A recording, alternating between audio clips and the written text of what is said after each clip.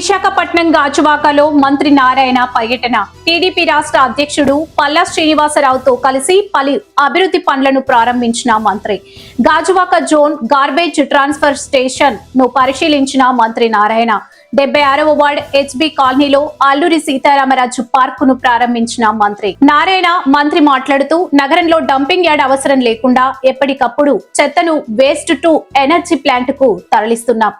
గాజువాకలో 4.75 ఎకరాల్లో అన్ని రకాల వసతులతో పార్కును ప్రారంభించాం. కేంద్రం నుంచి వచ్చే మరో 4,000 కోట్లతో తాగునీరు, డ్రైన్లు, రోడ్లు, లైట్లు ఏర్పాటు చేస్తాం. మిషన్ మోడ్ లో మున్సిపాలిటీలను అభివృద్ధి చేసేలా ముందుకు తీసుకెళ్తున్నాం. విశాఖలో మెట్రో రైల్ ప్రాజెక్టుపై రైట్ సంస్థతో కేంద్రం సర్వే చేస్తుంది. నివేదిక వచ్చిన తర్వాత కేంద్రంతో మాట్లాడి ప్రాజెక్టు చేపడతాం. తెలంగాణ రాజకీయాల్లో మరోసారి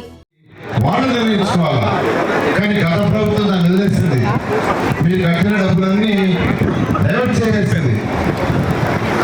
3,000 కోట్ల రూపాయలు డైవర్ట్ చేసింది. ఏదైతే ఎంతో కాలం నుంచి డంప్ యార్డ్ సమస్య ఉందో ఆ డంప్ యార్డ్ని యాక్చువల్గా ఈరోజు నేను స్థానిక శాసనసభ్యులు పల్లా శ్రీనివాస్ గారు మరియు మున్సిపల్ కార్పొరేషన్ కమిషనర్ గారు మరియు విఎంఆర్ఏ కమిషనర్ గారు మరియు మేయర్ మరియు కార్పొరేటర్ కూడా దానికి ఎటువంటి ఇబ్బంది లేకుండా ప్రజలకు ఇబ్బంది లేకుండా చేయాలని నిజంగానే కొంత ఇబ్బంది ఉంది. ఆ ఇబ్బంది పోవాలంటే ఏం చేయాలనేది యాక్చువల్గా ఈరోజు మళ్ళీ కూర్చొని దాని మీద డిస్కస్ చేసి పెద్ద కాంపాక్ట్లు 33 టన్స్ కాంపాక్ట్లు తీసుకొని అక్కడ యాక్చువల్గా డంప్ చేస్తున్నారు, మళ్ళీ అక్కడి నుంచి లిఫ్ట్ చేస్తున్నారు. అక్కడ డంప్ చేయకుండా చేసే విధంగా ఏర్పాటు చేయాలని యాక్చువల్ కమిషనర్ చెప్పాను. వారితో మళ్ళీ కూడా మీటింగ్ అయిన తర్వాత మళ్ళీ వాళ్ళతో కూర్చొని కూడా డిస్కస్ చేస్తున్నాం. జనరల్గా ఇప్పుడు వేస్ట్ చేయాలని చెప్పాను. చక్కగా ఏదైతే ఎంతో కాలం నుంచి డంప్ యార్డ్ సమస్య ఉందో ఆ డంప్ యార్డ్ని యాక్చువల్గా ఈరోజు నేను స్థానిక శాసనసభ్యులు పల్లా శ్రీనివాస్ గారు మరియు మున్సిపల్ కార్పొరేషన్ కమిషనర్ గారు మరియు విఎంఆర్డీఏ కమిషనర్ గారు మరియు మేయరు మరియు కార్పొరేటర్లు అందరితో కూడా విజిట్ చేయడం జరిగింది. దానికి ఎటువంటి ఇబ్బంది లేకుండా ప్రజలకు ఇబ్బంది లేకుండా చేయాలని నిజంగానే కొంత ఇబ్బంది ఉంది. ఆ ఇబ్బంది పోవాలంటే ఏం చేయాలనేది యాక్చువల్గా ఈరోజు మళ్ళీ కూర్చొని దాని మీద డిస్కస్ చేసి పెద్ద కాంపాక్టులు 33 టన్స్ కాంపాక్టులు తీసుకొని అక్కడ యాక్చువల్గా డంప్ చేస్తున్నారు, మళ్ళీ అక్కడి నుంచి లిఫ్ట్ చేస్తున్నారు. అక్కడ డంప్ చేయకుండా చేసే విధంగా ఏర్పాటు చేయాలని యాక్చువల్ కమిషనర్ గారు చెప్పాను. వారితో మళ్ళీ కూడా మీటింగ్ అయిన తర్వాత మళ్ళీ వాళ్ళతో కూర్చొని కూడా డిస్కస్ చేస్తున్నాం. జనరల్గా ఇప్పుడు వేస్ట్ ఎనర్జీ ప్లాంట్ చక్కగా ఇక్కడ వచ్చింది.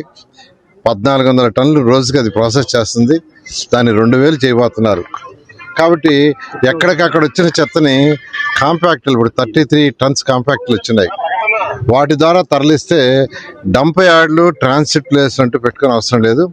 దాని మీద యాక్చువల్గా మళ్ళీ ఇప్పుడు ఎమ్మెల్యే గారితోనూ కమిషన్తోనూ మళ్ళీ సీలతో మాట్లాడి దాని మీద ఒక సూచన ఇవ్వటం జరుగుతుంది. ఫ్యూచర్లో అక్కడ వాళ్ళకి ఎటువంటి ఇబ్బంది లేకుండా ఏం చేయాలో చేస్తామని తెలియజేస్తాను.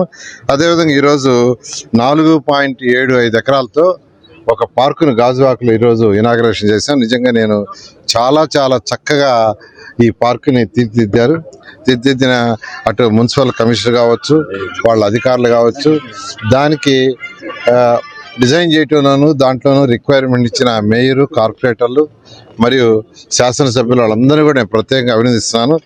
ఈ పార్కులో ఒక యాంఫిబియర్ థియేటర్ ఒకటి వస్తుంది. అదేవిధంగా ఇక్కడ బాక్స్ క్రికెట్ నెట్ ఒకటి వస్తుంది. అదేవిధంగా క్యాఫ్టేరియా, టాయిలెట్స్ బ్లాక్స్ 2 అరేంజ్ చేశారు. డ్రైనేజ్ సిస్టమ్ చక్కగా అరేంజ్ చేశారు.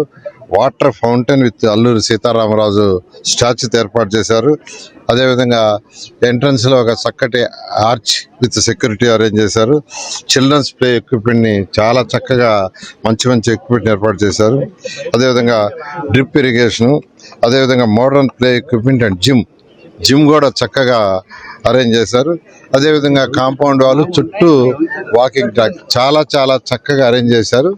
ఇది కాకుండా ఈరోజు కొండ మీద ఒక ప్లేస్ ఉంది, దాన్ని డెవలప్ చేయండి అని శాసనసభ్యులు అడుగుతున్నారు. ఇవాళ ఇది అయిపోగానే మళ్ళీ అధికారులతో కూర్చొని దాని మీద కూడా ఒక నిర్ణయం తీసుకోవడం జరుగుతుంది. అదేవిధంగా మరొక ఆదర్శ్ అది ఆ గ్రౌండ్ ఒక ప్లే గ్రౌండ్ ని డెవలప్ చేయమని వారు రిక్వెస్ట్ చేస్తున్నారు. దాన్ని కూడా ఇప్పుడు అధికారులతో కూర్చొని చేయటం జరుగుతుంది. గత ప్రభుత్వం అయితే మున్సిపల్ శాఖలో మొత్తం సిస్టమ్ స్పాయిల్ చేసింది.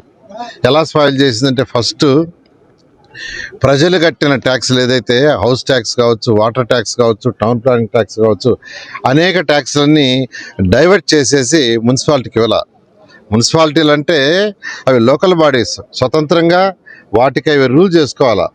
అంటే వాళ్ళ అవసరాల దగ్గర ట్యాక్స్లు వేసుకోవటం, ఆ వచ్చిన ట్యాక్స్ని ఎలా ఖర్చు పెట్టాలనేది కౌన్సిల్లో పెట్టి కౌన్సిల్లో డిస్కస్ చేసి ఏ వార్డుకి వేయాలా, ఏ రోడ్డుకి వేయాలా, ఎక్కడ వాటరు, ఎక్కడ రోడ్డు వేయాలా, ఎక్కడ సివరేజ్ చేయాలా, ఎక్కడ స్టామ్ వాటర్, ఎక్కడ పార్కు, ఎక్కడ బరీల్ గ్రౌండ్ అనేది వాళ్ళు నిర్ణయించుకోవాలా. అదంతా వదిలేసి ఆ డబ్బులన్నీ డైవర్ట్ చేసేసి మున్సిపాలిటీ నిర్విరామం చేసినాయి. ఈరోజు కూడా గత ప్రభుత్వం డైవర్ట్ చేసిన 1700 కోట్లు ఇంకా రావాలి. గవర్నర్ ముఖ్యమంత్రి గారు ఈ మాట చెప్పంగానే లాస్ట్ April 1 ఇమ్మీడియట్గా మున్సిపల్ శాఖకి వాళ్ళ ఫైనాన్స్ గ్రీన్ ఛానల్ చేయండి అని ఫైనాన్స్ డిపార్ట్మెంట్కి ఇవ్వటం. లాస్ట్ April 1 నుంచి ఈరోజు ఎవరు కట్టిన ట్యాక్స్లు వాళ్ళ దగ్గర ఉన్నాయి, వాళ్ళే బిల్స్ రైజ్ చేసుకోవచ్చు. నిజంగా ఈ రాష్ట్ర ప్రజల తరఫున, ప్రత్యేకంగా మున్సిపాలిటీలో ఉన్న ప్రజల తరఫున గౌరవనీయ ముఖ్యమంత్రికి ప్రత్యేకంగా ధన్యవాదాలు తెలియజేస్తున్నాను. అన్నిటికంటే ఇంపార్టెంట్, ఒక మున్సిపాలిటీ అంటే ఫస్ట్ అడిగేది తాగటానికి స్వచ్ఛమైన నీరు. 14 అవి కూడా గ్రౌండ్ అయినాయి. అవి కూడా వర్క్స్ అంటే వాళ్ళు ఇంజనీర్లు యాక్చువల్గా డిజైన్లు అవన్నీ ప్లాన్ చేసుకుంటున్నారు.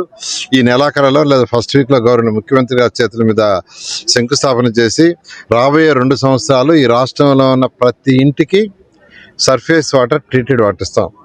అదేవిధంగా చాలా ప్లేసుల్లో అపార్ట్మెంట్లు కట్టేస్తున్నారు, 4 అంతస్తులు, 5 అంతస్తులు, 6 అంతస్తులు, 8 అంతస్తులు.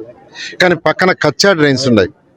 కచ్చా డ్రైన్స్ ఉండకూడదని అన్నింటినీ డ్రైన్స్ కట్టాలనే ఉద్దేశంతో మరొక 5,000 కోట్లతో ఒక యాన్యుటీలో మరొక ప్రాజెక్ట్ తీసుకొస్తున్నాం. అదేవిధంగా కేంద్ర ప్రభుత్వం కూడా మరొక 4,000 కోట్లు 26-27లో ఆంధ్రప్రదేశ్ మున్సిపాలిటీకి ఇస్తామన్నారు. దాని ద్వారా ఈ రాష్ట్రంలో ప్రతి ఒక్కరికి తాగటానికి చక్కటి నీరు, డ్రైన్స్, రోడ్లు, లైట్స్ ఫస్ట్ వీటికి ప్రయారిటీ ఇచ్చి తర్వాత పార్కులు, కమ్యూనిటీ హాల్స్, డంప్ యార్డ్స్ ఒక మిషన్ మోడ్లో ఈరోజు ఈ రాష్ట్ర ప్రభుత్వం చేస్తుంది. ఖచ్చితంగా ఈ యొక్క విశాఖపట్నం ఏదైతే ఉందో ఇది ఒక బ్యూటిఫుల్ సిటీ. ఇది చాలా బ్యూటిఫుల్ సిటీ. దీన్ని బాగా చేయాలని గౌరవ ముఖ్యమంత్రి గారు ప్రతి 15 రోజులకు రోజు మాకు దిశానిర్దేశిస్తున్నారు. వారి డైరెక్షన్ ప్రకారం లోకల్ శాసనసభ్యులు, అదేవిధంగా కార్పొరేట్లు కావచ్చు, మేయర్ కావచ్చు, వాళ్ళందరూ సలహాలు తీసుకొని దీన్ని ఒక మంచి సిటీగా డెవలప్ చేయడం జరుగుతుంది.